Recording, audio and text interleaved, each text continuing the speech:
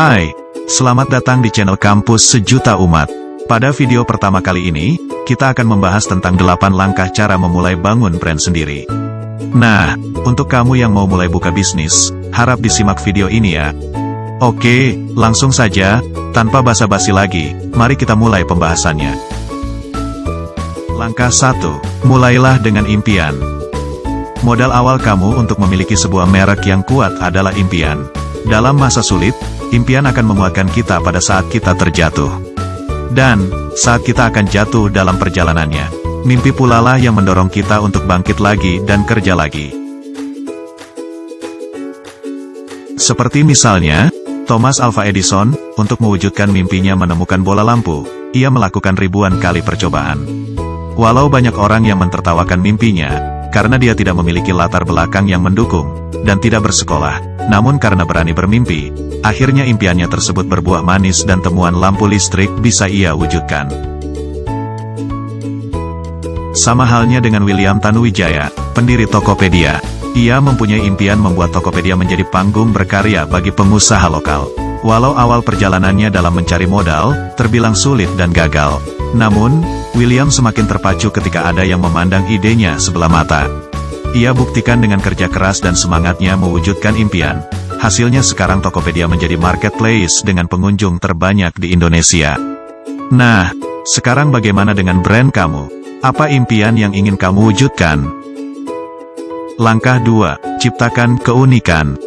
Pahami apa yang paling menarik tentang produk dan jasa kamu. Misalnya resep rahasia turun-temurun, kualitas produk yang tinggi, pengalaman yang panjang, storytelling yang memikat, atau harga yang lebih ekonomis. Jadi, selalu ada hal yang bisa dijual. Selalu ada celah, kadang kamu melihatnya sebagai rutinitas, remeh, dan tidak penting. Tapi kamu hanya perlu yakin terhadap keunikan itu dan konsisten menjaga keunikan tersebut.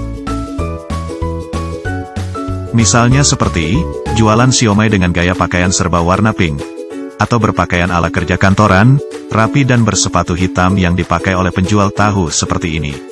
Contoh lainnya, bisa menggunakan storytelling yang memikat, seperti pada kopi sejuta umat yang satu ini. Yang tiap proses pembuatannya, telah memberdayakan ratusan petani kopi. Nah, sekarang apa keunikan dari merek kamu? Langkah ketiga, tentukan konsumen. Banyak sekali karakteristik konsumen. Dalam karakter yang beragam tersebut, konsumen memiliki kebutuhan, kebiasaan, budaya, dan ciri masing-masing. Coba petakan, siapa saja mereka dan siapa yang paling potensial tertarik pada produk atau jasa kamu.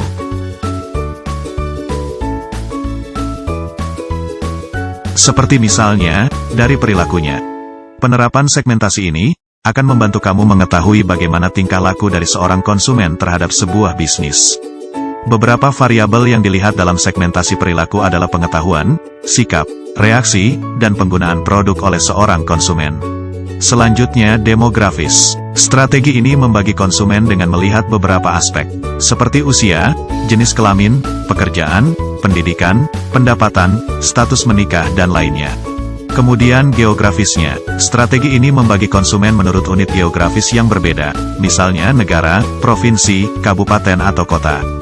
Misalnya, Anda tidak dapat menawarkan pakaian dan sepatu musim panas kepada pelanggan di kawasan dingin dan sebaliknya, karena menawarkan produk semacam itu akan sia-sia. Dan terakhir psikografis. Dalam segmentasi psikografis, perusahaan membagi pasar berdasarkan nilai, kepercayaan, pilihan gaya hidup, minat, dan ciri kepribadian pelanggan. Jika Anda menawarkan produk daging kepada orang-orang vegetarian, atau produk apapun yang bertentangan dengan sistem nilai dan kepercayaan orang, maka mereka akan menolaknya mentah-mentah. Jadi, siapa konsumen kamu? Langkah keempat, ciptakan persepsi. Persepsi yang kuat akan memudahkan konsumen untuk mengenal kamu, dan menanamkan slot memori persepsi dalam benak mereka. Otak akan secara otomatis memanggil memori ini ketika mereka berhubungan dengan topik yang berkaitan. Seperti contoh pada jam tangan anak-anak yang menggunakan desain bintang. Ini dapat dipersepsikan sebagai jam tangan yang fun. Kemudian mobil yang dibuat dengan bahan berkualitas tinggi. Ini dapat dipersepsikan sebagai merek mobil yang aman. Nah, sekarang apa persepsi dari merek kamu? Langkah kelima, samakan nilai-nilai. Ini penting, jika kamu memiliki separuh dari karyawan yang mengerti kemana kamu akan menuju, maka 50% tujuan kamu akan tercapai. Sebaliknya, mengganti-ganti orang setiap saat, akan membuat kamu lelah dan terasa harus memulainya dari nol lagi.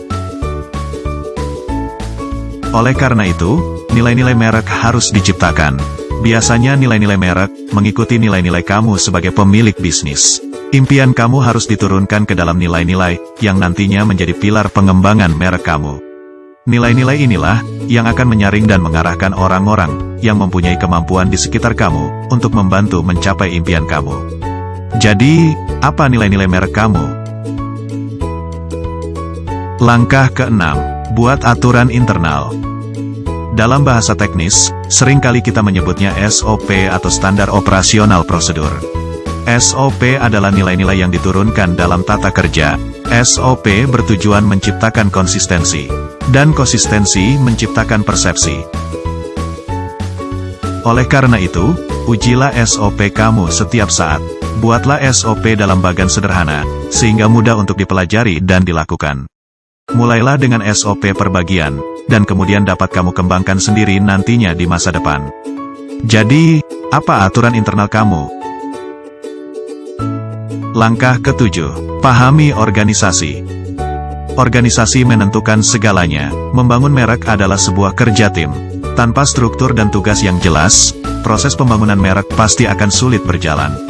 Bahkan, ketika sebuah usaha hanya dijalankan oleh 2 orang sekalipun, harus jelas pembagian kerjanya. Dengan berorganisasi, membuat kerja dan tugas kita menjadi lebih efisien dan terfokus. Setelah organisasi kamu mulai berkembang, mulailah isi pos-pos organisasi itu dengan orang yang tepat. Jadi, bagaimana dengan organisasi di bisnis kamu? Langkah ke-8, uruslah legalitas. Bila kamu ingin membuat perusahaan atau mempunyai sebuah merek, mulailah dengan benar. Dalam bisnis, hanya ada 3 fungsi utama, yaitu legal, operations, dan finance. Namun, aspek legal paling sering dianaktirikan. Pelajari juga, jenis badan usaha apa yang paling tepat untuk bisnis kamu. Apakah itu CV, UD, atau PT?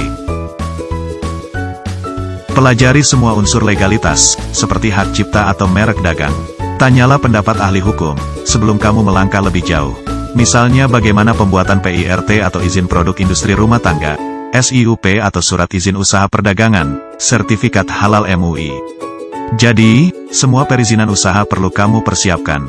Nah, bagaimana legalitas bisnis kamu? Apakah sudah siap? Itulah pembahasan tentang 8 langkah cara memulai bangun brand sendiri. Jika video ini menarik dan bermanfaat untuk bisnis kamu, jangan lupa subscribe, like, dan bagikan ke teman kamu. Agar channel Kampus Sejuta Umat bisa berkembang dan terus update video menarik lainnya. Akhir kata, sampai jumpa di video berikutnya.